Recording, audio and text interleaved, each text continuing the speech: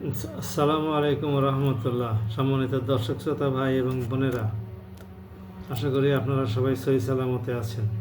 আমি এখন আপনাদের সামনে সূরা আল হাদিদের 20 থেকে 25 নম্বর আয়াতের বাংলা তর্জমা করে শোনাবো ইনশাআল্লাহ। বিসমিল্লাহির রহমানির রহিম। তোমরা জেনে রাখো, তোমাদের এ পার্থিব জীবনটা খেলাধুলা, হাসি তামাশা, জাঁকজমক প্রদর্শন, পরস্পর অহংকার প্রদর্শনের প্রতিযোগিতা, ধন সম্পদ ও সন্তান সন্ততি বাড়ানোর চেষ্টা সাধনা ছাড়া আর কিছুই নয়। এটা যেন আকাশ থেকে বর্ষিত এক পশলা বৃষ্টি, যার উৎপাদিত ফসলের সমাহার কৃষকের মনকে খুশিতে ভরে দেয়। অতঃপর একদিন তা শুকিয়ে যায় এবং আস্তে আস্তে তুমি দেখতে পাও তা হলুদ রং ধারণ করতে শুরু করেছে। তারপর তা অর্থহীন খড়কুটায় পরিণত হয়ে যায়। এতে হচ্ছে তাদের দুনিয়ার জীবন, আর পরকালের জীবনে তাদের জন্য থাকবে কঠোর আযাব এবং ঈমানদারদের জন্য থাকবে আল্লাহর পক্ষ থেকে তাঁর ক্ষমা ও সন্তুষ্টি। সত্যি কথা হচ্ছে, দুনিয়ার এই জীবন কতিপয় ধোঁকা প্রতারণার সামগ্রী, বই কিছুই নয়। এসব অর্থহীন প্রতিযোগিতা পরিহার করে তোমরা বরং আল্লাহর মালিকের পক্ষ থেকে, তোমাদের মালিকের পক্ষ থেকে প্রতিশ্রুত ক্ষমা ও চিরন্তন জান্নাত পাওয়ার জন্য এগিয়ে যাও। এমন জান্নাত যার আয়তন আসমান জমিনের সমান প্রশস্ত, তা প্রস্তুত করে রাখা হয়েছে সেসব মানুষের জন্যে যারা আল্লাহ তাআলা ও তার পাঠানো রসুলের উপর ঈমান এনেছে। মূলত এই হচ্ছে আল্লাহ তাআলার অনুগ্রহ। তিনি যাকে চান তাকে অনুগ্রহ প্রদান করেন, আর আল্লাহ তাআলা হচ্ছেন মহা অনুগ্রহশীল। সামগ্রিকভাবে গোটা দুনিয়ার ওপর কিংবা ব্যক্তিগতভাবে তোমাদের ওপর কোনো বিপর্যয় আসে না, যা সৃষ্টির বহু আগেই বিস্তারিত বিবরণ সহ তা একটি গ্রন্থে লেখা থাকে। আর আল্লাহ তাআলার জন্য এ কাজ অত্যন্ত সহজ।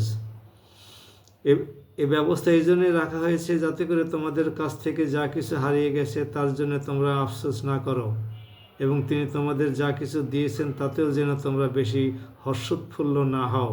আল্লাহ তাআলা এমন সব লোকদের ভালোবাসেন না যারা অধ্যত্ত ও অহংকার প্রদর্শন করে। আল্লাহ তাআলা তাদেরও ভালোবাসেন না যারা নিজেরা কার্পণ্য করে, আবার অন্যদেরও কার্পণ্য করার আদেশ দেয়। যে ব্যক্তি আল্লাহর হুকুম থেকে মুখ ফিরিয়ে নেয় তার জানা উচিত আল্লাহ তাআলা কারোরই মুখাপেক্ষী নন এবং তিনি মহা প্রশংসায় প্রশংসিত। আমি অবশ্যই আমার রসুলদের সুস্পষ্ট নিদর্শন সহ মানুষদের কাছে পাঠিয়েছি, এবং আমি তাদের সাথে কিতাব পাঠিয়েছি।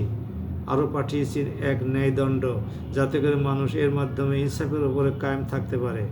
তাদের জন্য আমি লোহা নাজিল করেছি, যার মধ্যে রয়েছে বিপুল শক্তি, আরও রয়েছে মানুষের বহুবিধ উপকার। এর মাধ্যমে মূলত আল্লাহ তাআলা জেনে নিতে চান যে কে তাকে ও তাঁর রসুলদের না দেখেও সাহায্য করতে এগিয়ে আসে। অবশ্যই আল্লাহ তাআলা প্রচণ্ড শক্তিমান এবং মহাপরাক্রমশালী। সম্মানিত ভাই এবং বোনেরা, বক্তব্য খুবই স্পষ্ট। আল্লাহ রাব্বুল আলামিন দুনিয়ার এই সমস্ত প্রলোভনে প্রলুব্ধ না হয়ে বরং আল্লাহ পাকের দিকে সমস্ত কিছুকে কম গুরুত্ব দিয়ে আল্লাহ পাকের দিকে নিজেদের মনোনিবেশ করার আহ্বান জানাচ্ছেন, নির্দেশ দিচ্ছেন। আসলেও আমরা এই দুনিয়াতে এসে দুনিয়ার প্রলোভনে এমনভাবে আটকে পড়েছি যে ধন সম্পদ, সন্তান সন্ততি, ব্যবসা বাণিজ্য, শিল্প কলকারখানা, প্রভাব প্রতিপত্তি, ক্ষমতা, নেতৃত্ব, এই সমস্তের পিছনে ছুটতে ছুটতে একসময় আমাদের জীবন শেষ হয়ে যায়। তখন নেক আমল করার আর সময় থাকে না, অথবা বৃদ্ধ বয়স এসে যায় যদি জীবিত আল্লাহ রাখেনও, সে বয়সে তখন আর তওবা করারও সময় থাকে না, কারো কারো ভাগ্যেতে তওবা করারও সময় থাকে না। কাজে আসুন ভাই এবং বোনেরা, এই ক্ষণস্থায়ী এবং অস্থায়ী জীবনে ধন সম্পদ, সন্তান সন্ততি, প্রভাব প্রতিপত্তি, ক্ষমতা, নেতৃত্ব, এগুলোর পিছনে না ছুটে বরং আল্লাহর জান্নাতের দিকে আমরা ধাবিত হই, যা অনন্তকাল থেকে ধরে চলতে থাকবে, যে জীবনের অস্তিত্ব, যার কোনো ক্ষয় নাই, যার কোনো সীমা পরিসীমা নাই, যা চিরন্তন। মহান আল্লাহ আমাদেরকে জাহান্নাম থেকে বাঁচার তৌফিক দান করুন, বেশি বেশি নেক আমল করার তৌফিক দান করুন। আমাদের সন্তান সন্ততি, নাতি নাতনি, ভাই বোন, আত্মীয় স্বজন, পাড়া প্রতিবেশী সবাইকে জাহান্নামের আগুন থেকে হেফাজত করুন। সবাই ভালো থাকুন। আমার এই চ্যানেলটির নাম হলো ডক্টর আতাউরস অ্যানালিসিস। আপনারা মেহেরবানি করে সাবস্ক্রাইব করুন এবং পাশে থাকা বেল আইকনটি ক্লিক করে রাখুন।